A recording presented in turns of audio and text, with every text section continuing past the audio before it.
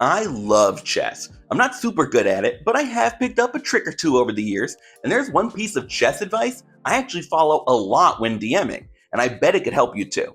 Think on the opponent's turn. The idea being that new players will often make a move and then shut their brain off, waiting to see what the opponent does and then reacting. But great players are using both turns to their advantage, anticipating what moves may come next to already start coming up with a response. That's way more effective than always playing catch up. Obviously, there's no actual opponents in D&D, except the goblins you're fighting this session, because the DM and the players are working together. But I think this is invaluable advice for Dungeon Masters, so let's amend it a bit. Think on the player's turn. Whenever your party is making plans, talking through combat tactics, or debating how best to have the rogue trigger this trap, it's tempting to view that as your time off. DMing takes a lot of brain power, and it's easy to go on standby and just wait to see what your players ultimately choose. But when you're always reacting, just like in chess, you're always behind. Let me give an example. The party is investigating a mystery and is trying to decide between going to the Lord's Manor and the local apothecary. The victim was poisoned, so in your notes, you've put evidence in the potion shop for your players to find, condemning the brewer. Great, seems obvious enough.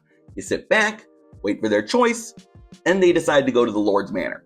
Well, shoot, you didn't really have that prepped. The apothecary seemed like the obvious choice, but fine, you quickly describe the Lord's fancy house, and they're asking so many questions in the moment, but you don't have anything in your notes. The Lord doesn't know anything, so he just keeps denying, and eventually the party drops it. They decide to regroup at the local inn, and you remind them of the apothecary.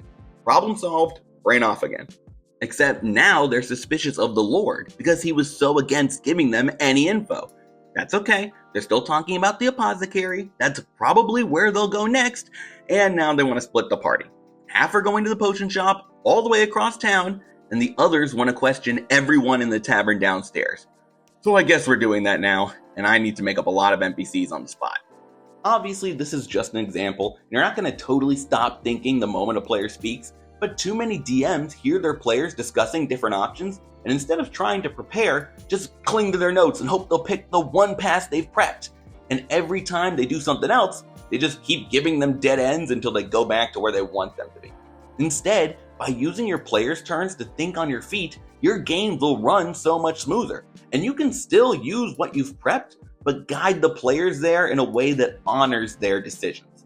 Let's look at that scenario again. If the players choose the apothecary, great, you're golden. But you hear them mention the Lord's Manor, so you start thinking, what actually happens if they go there? It could be a dead end, but could it lead them back to the apothecary somehow? Maybe his wife has recently fallen ill, and she's only gotten worse since the potion master started sending over cures. Or maybe the brewer recently came to the Lord over issues with the victim, and he seemed pretty angry. Now when the players decide to see the Lord, you're ready. You take that first kernel and run with it, improvising a scene with the Lord at his wife's bedside. And your players catch on to what's happening. To the apothecary, and back to your notes. By thinking during their turn, you made your life way easier. And since you had an idea to work with, you didn't have to make it all up when they actually got to the Lord's house, because you were thinking ahead. But let's point out the obvious. You can never fully prepare for your party's ideas. Even when you think they've gotten it down to 2 options, sometimes they'll find a third out of nowhere. Then what? The good news is, you haven't wasted that brain power, because now you have a plan. You found a way to connect your party back to the apothecary. You just have to figure out how to use it.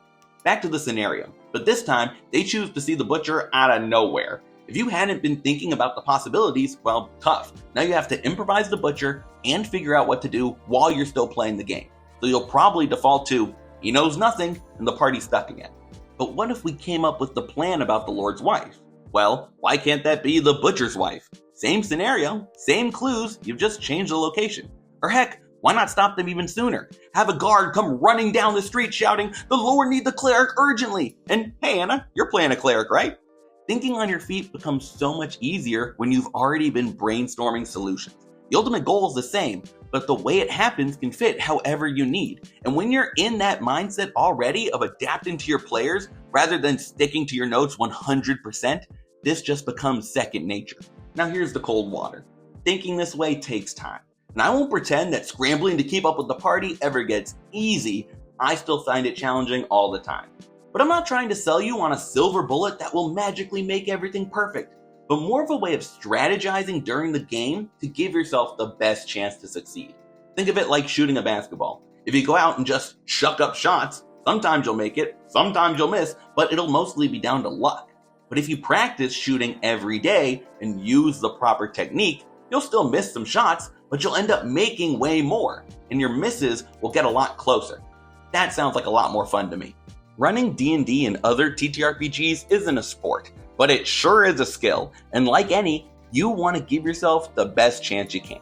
Becoming an active DM, rather than a reactive one, will lead to better games, more coherent stories, and ultimately, less stressful sessions. Because when you're keeping step with the party, rather than playing from behind, it'll be a lot easier to figure out what happens next. Thank you so much for watching. I'd love to hear your thoughts on this way of approaching the game in the comments. If you enjoyed the video, I wouldn't say no to you leaving a like, and why not just subscribe while you're here too? I make videos about D&D, DMing, and everything in between, so stick around. But for now, good luck, and remember, crit your players.